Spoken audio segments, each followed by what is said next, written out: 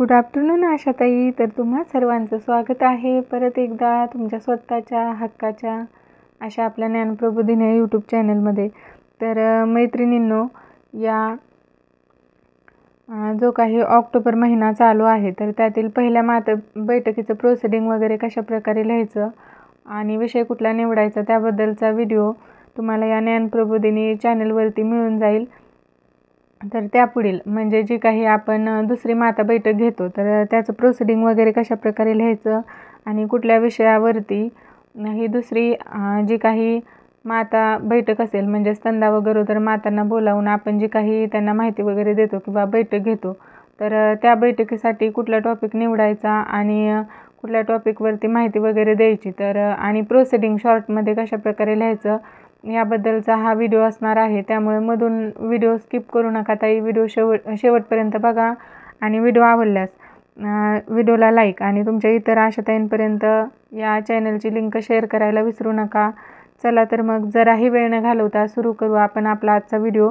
तर बघा, नेहमीप्रमाणे आपण या ठिकाणी बघा प्राथमिक आरोग्य केंद्राचं नाव, आपल्या उपकेंद्राचं नाव, तालुका आणि जिल्हा अशा प्रकारे भरणार आहोत.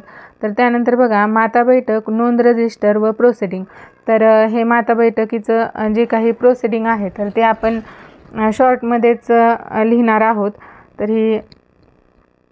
परंतु प्रत्यक्ष बैठकीत मात्र आपण व्यवस्थितरित्या माहिती उपस्थित महिलांना देणार आहोत.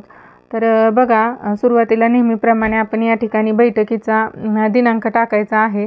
तर बैठकीचा दिनांक टाकल्याच्या नंतर विषय बघा, गरोदर महिलांसाठी सरकारी योजना माहिती. ज्या काही गरोदर महिला आपल्या भागातील असतील तर त्यांच्यासाठी ज्या काही सरकारी योजना वगैरे आहेत तर त्यांची माहिती आपण त्यांना या बैठकीतून देऊ शकतो. तर या नेमक्या योजना कुठल्या आहेत त्याची आम्ही सविस्तर माहिती उपस्थित स्तंदा आणि गरोदर महिलांना दिलेली आहे. तर बघा, महाराष्ट्रामध्ये गरोदर महिलांसाठी प्रधानमंत्री मातृवंदना योजना PMMVY आणि जननी सुरक्षा योजना JSY यांसारख्या सरकारी योजना उपलब्ध आहेत.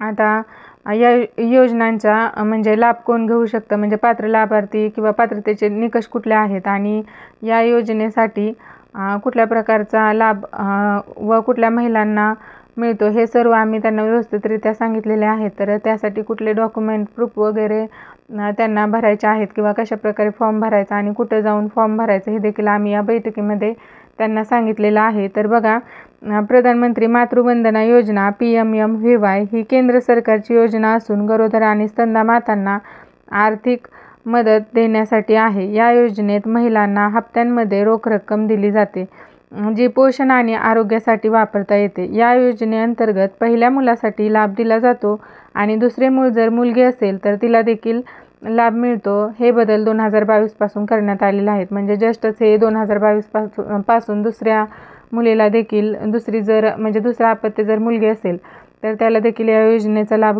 घेता येतो.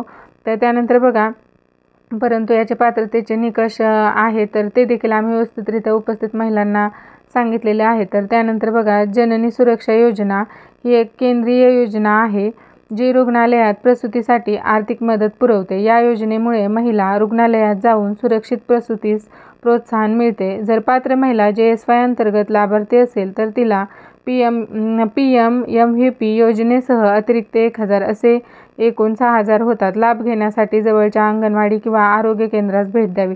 तर अशा प्रकारे या योजना नेमक्या काय आहेत, त्याच्या पात्रतेच्या अटी काय आहेत किंवा कुठले डॉक्युमेंट प्रूफ जोडायचे आणि कुणाकडून म्हणजे हे जे काही आरोग्य केंद्र असेल किंवा जवळचं अंगणवाडी केंद्र वगैरे असेल तर त्यांच्याकडे जाऊन कशा प्रकारे हा फॉर्म वगैरे भरून घ्यायचा आणि या योजनेचा लाभ कसा मिळवायचा हे आम्ही उपस्थित महिलांना व्यवस्थित समजून सांगितलेलं आहे. तर त्यानंतर नेहमीप्रमाणे बघा, मीटिंगला उपस्थित एकूण माता. तर या ठिकाणी आपण एकूण ANC ज्या उपस्थित असतील तर त्यांची संख्या लिहिणार आहोत. त्यानंतर एकूण स्तंदा माता म्हणजे ज्या काही स्तंदा PNC असतील त्यांच्या या ठिकाणी आपण त्यांची संख्या लिहिणार आहोत.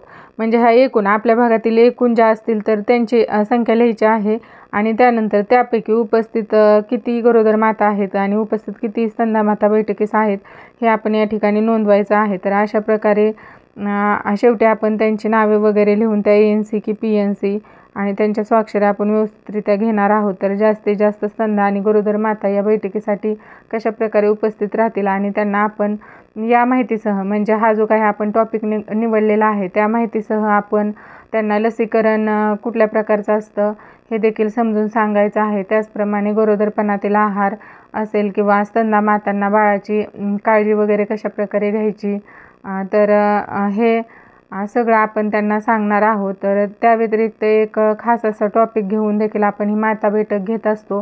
तर त्यासाठी एक विषय निवडून त्यावरती सविस्तर माहिती आपण या बैठकीत या मुख्य माहितीसह द्यायची आहे. व्हिडिओ जर आवडला तर इतर आशाताईंपर्यंत किंवा तुमच्या इतर अंगणवाडी ताईंपर्यंत देखील या व्हिडिओची लिंक नक्की शेअर करा. त्यांना देखील हे प्रोसिडिंग लिहिण्यासाठी नक्की उपयोगी पडेल. धन्यवाद ताई.